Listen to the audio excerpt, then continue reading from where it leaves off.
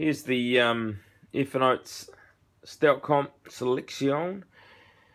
Got the Oats Prime from No Quarter Brewing in Taranaki. I've got just down the road. Can't tell much about it. I have had a sneaky taste of this one off the tap. That is from Luke at Wagon Brewing. We got this one. If it's anything like his last beer, this should be a stunner. This is Stranded Scotsman Oatmeal Stout, and that is from Megaton, aka Sean, from out west. This one, I think there was a label, but my keys has been working double overtime, and she's all sweaty in there, and it's yeah, it's lost all the label goodness. So that one is from Aiden at 1490, also in Taranaki, and yeah, another Auckland dude. That's Tube Dino's, and that's his oatmeal stout, which had a beautiful label, but that's all sweaty too. So anyway, that's our stout contestants. I've got one in there somewhere too, but I'm not going to review my own one. Bugger that for a laugh. So yeah, cheers guys, and tonight it's gonna be this one. So hopefully you've seen a few videos already of my esteemed BrewTube colleagues in New Zealand, and new bottle opener. Got that buying some Bluetooth speaker parts from the States. Anyway, it's another project. Yeah, so hopefully you've seen a few reviews already, and hopefully you subscribe to all these jokers that are in this comp. Yeah, good dudes, and in theory some good beers. Yeah, so I think the original concept was Luke from Wagon Brewing started it, and he was really enjoying the oatmeal stout from Panhead. Yeah, it's cracking beer. So basically these are all stouts that have got oats in them. Simple as that. And the effing oats thing, it's I think it started off as a bit of an Australian term, saying fucking oath, meaning the absolute truth, and us New Zealanders kind of bastardised that and changed that to oats. So fucking oats. That's the absolute truth. Anyway, this one has apparently got a bit of whiskey and oak in it. So Chris was a little bit worried about this one. I don't think he needs to be. So far his beers have been really good. And yeah, some good carb, little head. Black as sin, which is what you want. You don't want any light coming through this bad boy. So it looks the part. 5.5%. So right on the money in terms of ABV. The brief set was to come up with something that was around about 5.5%. I think Luke's ended up at 6.3. Bad boy. Yeah, getting some good aroma. I'm definitely getting the whiskey and the oak off the nose. I've done that Russian Imperial Stout recently, which had a bit of those flavours in it. I've been wrong before many times, but I'm almost getting a little bit of lactose off there. I don't think there's any in there, but I'm figuring if it's not lactose, it's just got to be a really good sweetness. So I think he mashed this one quite high. Anyway, enough mucking around. This is a quick review. Let's dive in. I've got some clips to show you. It's Homebrew Wednesday.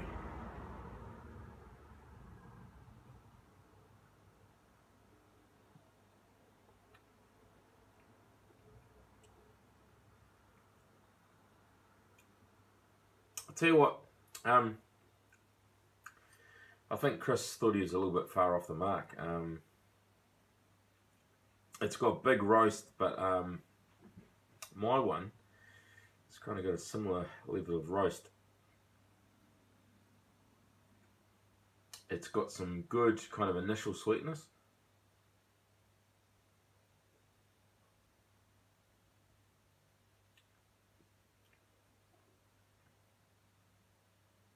It's got some good carb throughout the body. Not a huge head. I think it's kind of a bit more medium body. Maybe medium to low. I think it's really nice. It's quite savoury. It's not like a super sweet chocolatey kind of bomb like you can get sometimes. I'm getting some really good malts. Some kind of good sweetness without it being sickly sweet. really nice and clean. Yeah, it's a goodie.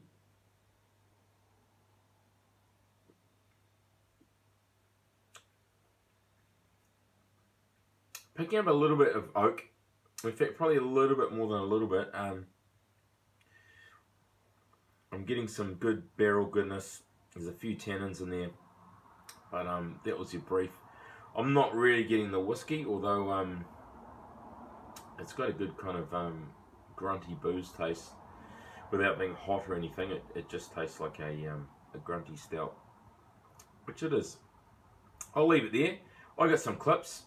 Bloody good beer, Chris. I don't know what you're worried about, mate. I'd be happy with that any day of the week. Speaking of any day of the week, I'll stop drinking on Tuesdays and Mondays. Or Mondays and Tuesdays. Not because I've got a problem. I take it easy. I'm normally only 1 or 2 a night. If that. But yeah, man, I just realised I really enjoy homebrew. So I've knocked it back. And I mean, if you guys are trying to knock it back, I've been just enjoying the odd soda water. So I've just been carving up some water in my keg, and it's been tasting delicious. And it means I can sample a few more beers on the weekend. We'll wait till Homebrew Wednesday. It's kind of a motivation to put out a video. Is that you can't have one on Monday or Tuesday. So Wednesday, put up a video. Happy Homebrew Wednesday. Yeah, so not a lot this week. I kind of carried over some footage from, I suppose it was nearly a couple of weeks ago. Week and a half or so ago of the wet hop. I guess it's kind of a Sauvignon. It's just a Nelson Sauvin wet hop brew that I did. You saw a little bit of footage. You saw my green hops. But I just got some footage of it actually being brewed up. So that's enough rambling. Plenty of footage. Went out fishing. There's a few clips in there. There's some delicious Trevally. I guess it was a salsa. It was amazing, kind of a ceviche salsa thing. It was really good, and just some delicious crumb snapper with wasabi mayo. Anyway, it's about beer, but beer and food go together. Maybe not so much as stout and fish, but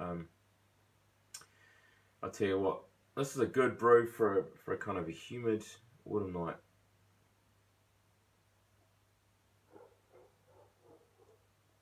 Cheers, Chris at No Quarter Brewing. Here's some clips.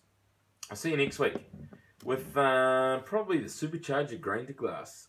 Cheers, boys.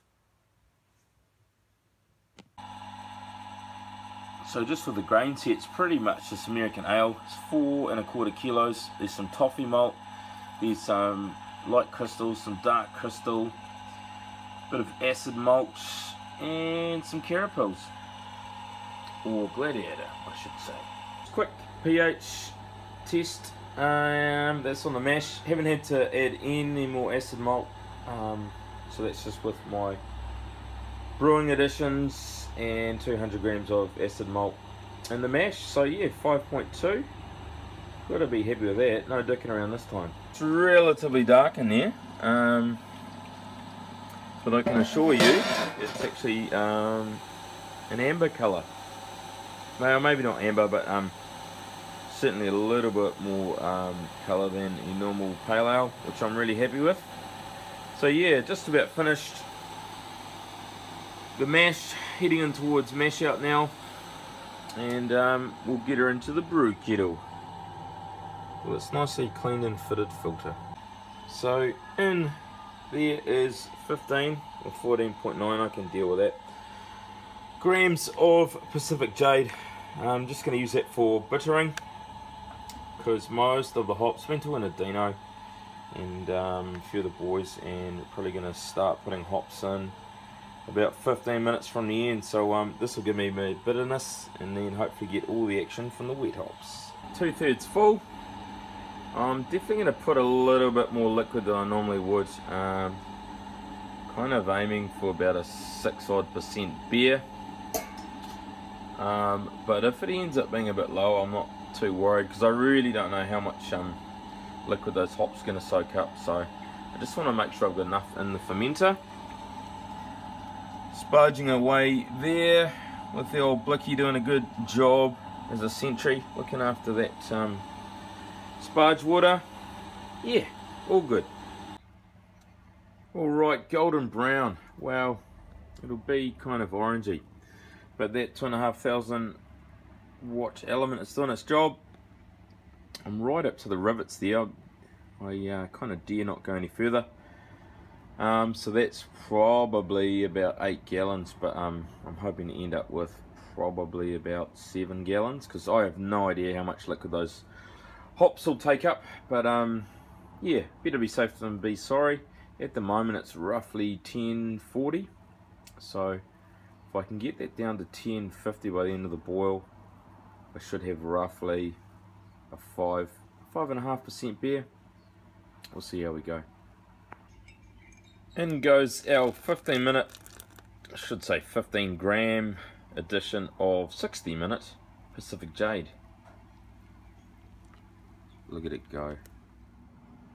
Then I'm doing 10 minutes and 5 minutes, and I'll do 100 of wet hops at each of those, and then I'll do a whirlpool of 300 grams of the wet hops. And there's a little bit of Irish moss in there, but yeah, a lot of green stuff going in there, but not a lot of bitterness. Okay, so the Pacific Jade's done its thing, so in goes our 10-minute edition of wet hops. Isn't it quite cool? I've never ever used any cone hops at all, and my virgin cone hop brew are wet hops, Nelson Sauvin. Look at them. And in goes our 5-minute edition. So get those nicely stirred in.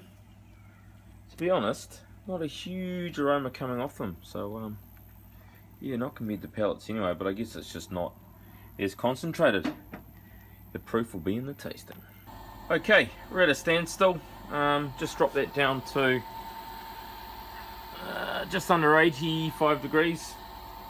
Normally I'd get that down to 80, but I just want a little bit of heat, because there's all sorts of shit in here, leaves, etc. I don't know if it's the way forwards, but you know, why not? As soon as I start kind of whirlpooling, it's going to drop another couple of degrees anyway. So 80 degree hop stand. There is 300 grams of Nelson Sauvin, just glistening, soon to be turned into a yucky brown. Well, there she is, boys. What a mess. All that gloop in there. The things I do for content. Yep. She's pretty much had a heap of protein and all sorts of shit stuck to it. But yeah, pretty happy with that. Left the tap open on the fermenter, but only spilled about 100 ml, so I can't complain about that. And she's all safe and sound. Quick little hose down, and I think I'm going to use the blow off tube. I made a decent 1 litre starter with a pure pitch pack. Had that on for about 48 hours, so yeah, cheers boys. So there you go. Already that's about 4 hours after I pitched the yeast starter, so some awesome activity from that stainless steel brew bucket in the WLP 001.